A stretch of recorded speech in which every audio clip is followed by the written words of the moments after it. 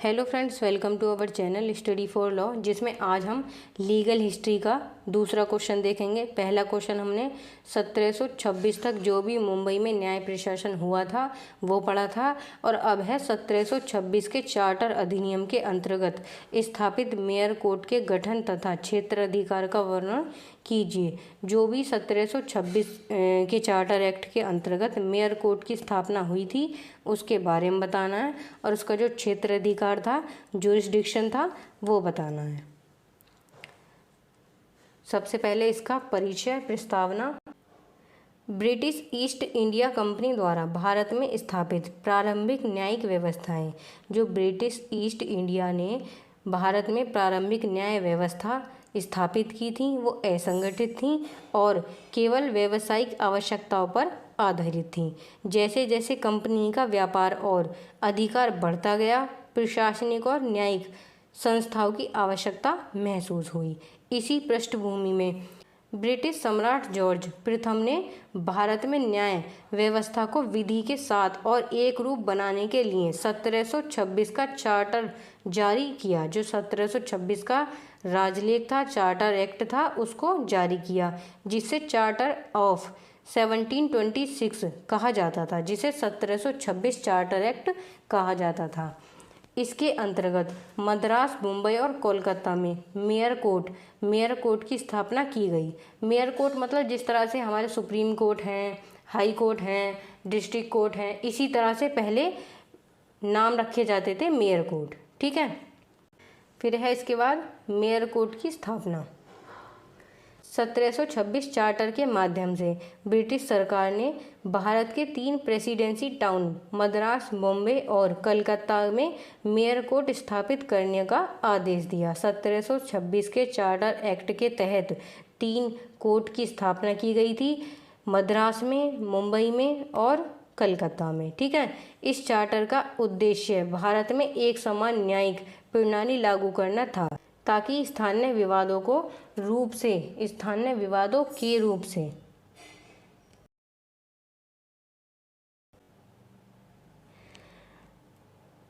रूप से समझाया जा सके। यह भारत में ब्रिटिश न्यायिक प्रणाली की औपचारिक शुरुआत मानी जाती है। ठीक है। फिर है मेयर कोर्ट की संरचना। मेयर कोर्ट की संरचना ब्रिटेन की नगर पालिकाओं की न्याय व्यवस्था के अनुरूप थी। इसके अंतर्गत निम्नलिखित अधिकारी होते थे।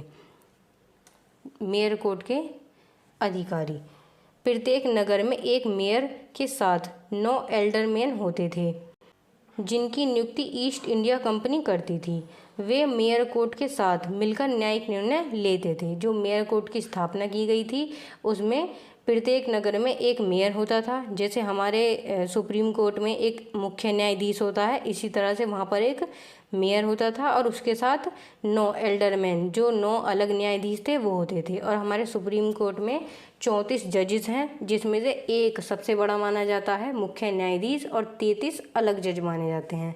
इसी तरह से वहाँ पर भी यही नियुक्ति की गई थी। एक मेयर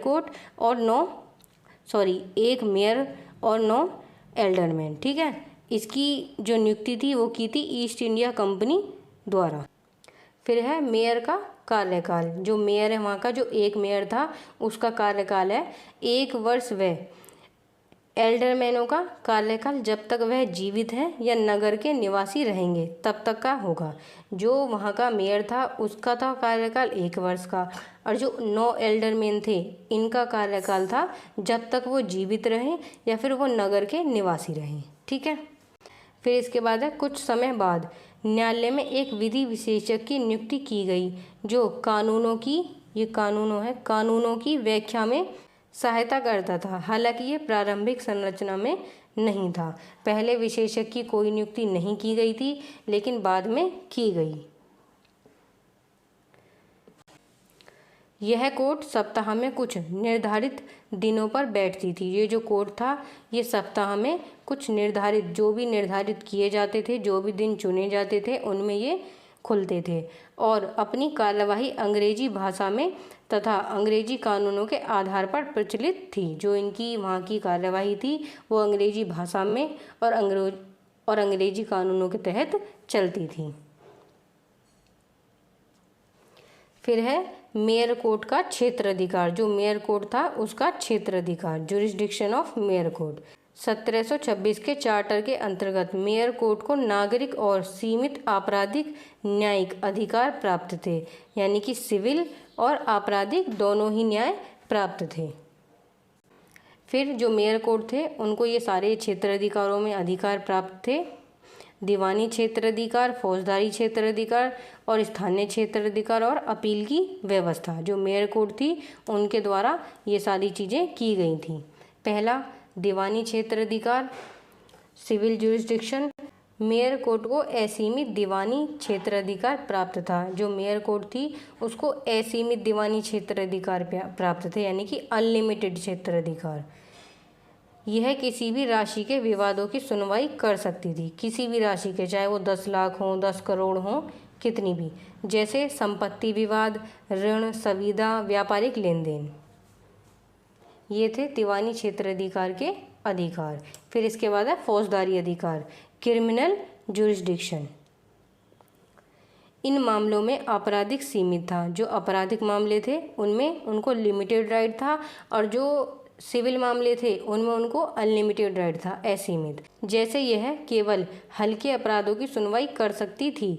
गंभीर अपराधों जैसे हत्या, डकैती आदि के मामले को गवर्नर इन काउंसिल को भेजा जाता था। इनको सीमित अधिकार थे आपराधिक मामलों में, जो मेयर कोर्ट थी उनको, और असीमित अधिकार थे दीवानी मामलों में, यानी कि सिविल मामलों में। फिर है स्थानीय क्षेत्राधिकार। मेयर कोर्ट का अधिकार केवल संबंधित नगर, मद्रास, मुंबई या कोलकाता और उनके सीमित परिधि तक सीमित था। जो मेयर कोर्ट का अधिकार था, क्षेत्र अधिकार था कि किस क्षेत्र तक, कहाँ कहाँ तक उसको अधिकार है वाद सुनने का, तो वो थे मद्रास, मुंबई और कलकत्ता। ये 3 राज्य थे जिनमें उनको अधिकार था। फिर इसके बाद है अपील की व्यवस्था। जो मेयर कोर्ट है उनके लिए अपील की व्यवस्था। मेयर कोर्ट के निर्णयों के विरुद्ध, जो मेयर कोर्ट द्वारा निर्णय दिए जाते थे उनके विरुद्ध अपील पहले गवर्नर इन काउंसिल के पास की जा सकती थी। इसके बाद अंतिम अपील ब्रिटेन के प्रिवी काउंसिल में की जा सकती थी। अपील का मतलब है कि अगर आप खुश नहीं हैं मेयर कोर्ट के डिसीजन से तो आप जा सकते हो, पहले जा सकते हो गवर्नर के पास, और जो अंतिम अपील है वो जा सकते हो ब्रिटेन के प्रीवी काउंसिल के पास। ठीक है, और ये प्रावधान अभी वर्तमान में सुप्रीम कोर्ट, हाई कोर्ट, इन सब में भी है। आपने पढ़ा होगा कॉन्स्टिट्यूशन में, और ये सिमिलर है कॉन्स्टिट्यूशन से। इसमें बहुत सारी चीज़ें ऐसी हैं जो कॉन्स्टी में भी हैं। फिर है मेयर कोर्ट की महत्वता। मेयर कोर्ट ने भारत के विधि समस्त न्यायिक प्रणाली की नींव रखी। ये अदालतें एक प्रकार से भारत के ब्रिटिश कानूनों की प्रयोगशाला बन गई, जहां पर भारतीय और अंग्रेजों के लिए एक समान न्यायिक प्रक्रिया लागू की गई। यहीं से आगे चलकर 1774 में सुप्रीम कोर्ट और 1862 में हाई कोर्ट की स्थापना की गई। ठीक है, फिर है इसके बाद इसका निष्कर्ष। 1726 चार्टर एक्ट पूछा जाता है 20 नंबर में सबसे ज़्यादा और 10 नंबर में आ सकता है। 1726 का चार्टर अधिनियम भारत में ब्रिटिश न्यायिक व्यवस्था का एक ऐतिहासिक पड़ाव था। इसके द्वारा स्थापित मेयर कोर्ट्स ने न केवल कंपनी के कर्मचारी को न्याय उपलब्ध कराया, बल्कि स्थानीय निवासियों के लिए भी एक सुसंगठित विधि समस्त मंच प्रदान किया। इन अदालतों ने भारत में न्याय प्रणाली को नया आकार दिया और उसके अंतर्गत स्थापित मेयर कोर्ट्स भारत के न्यायिक केंद्रीकरण और आधुनिकीकरण की शुरुआत हुई। ठीक है, पहले लिखना है इसका परिचय। जो मेयर कोर्ट की स्थापना हुई थी 1726 में, उसका परिचय। ईस्ट इंडिया कंपनी द्वारा न्यायिक व्यवस्था, जो ईस्ट इंडिया कंपनी द्वारा न्यायिक व्यवस्था लाई गई थी वो असंगठित थी, वो सिर्फ व्यापार से संबंधित थी। जैसे जैसे व्यापार और अधिकार बढ़े, न्यायिक संस्थाओं की आवश्यकता हुई। जैसे जैसे वहाँ पर व्यापार बढ़े, उनके अधिकार बढ़े, तो वहाँ पर जो न्यायिक संस्था थी उनकी आवश्यकता महसूस हुई। फिर ब्रिटिश सम्राट जॉर्ज प्रथम, जो ब्रिटिश के सम्राट थे जॉर्ज प्रथम, 1726 चार्टर एक्ट लागू। इन्होंने 1726 का चार्टर एक्ट लागू किया था, जिसमें मद्रास, मुंबई और कोलकाता में मेयर कोर्ट की स्थापना की गई थी, या फिर मेयर कोर्ट को स्थापित किया गया था। ठीक है, ये मैंने पॉइंट में लिख दिए हैं क्योंकि वहाँ पर पैराग्राफ में बहुत बड़े हैं, तो पॉइंट से आप इसको याद कर सकते हो और इसको आप अपनी लैंग्वेज में वहाँ पे लिख सकते हो। फिर है मेयर कोर्ट की स्थापना। जो मेयर कोर्ट है उसकी स्थापना 1726 चार्टर के माध्यम से, जो 1726 का चार्टर एक्ट था उसके माध्यम से ब्रिटिश सरकार द्वारा मेयर कोर्ट की स्थापना की गई थी। इस चार्टर के अंतर्गत मद्रास, बम्बई और कलकत्ता, जो मद्रास, बम्बई और कलकत्ता में चार्टर एक्ट के तहत 1726 के चार्टर एक्ट के तहत मेयर कोर्ट की स्थापना की गई थी।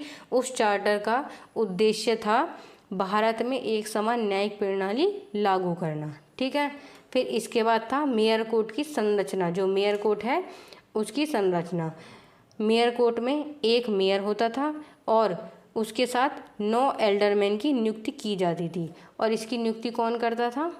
ब्रिटिश सम्राट।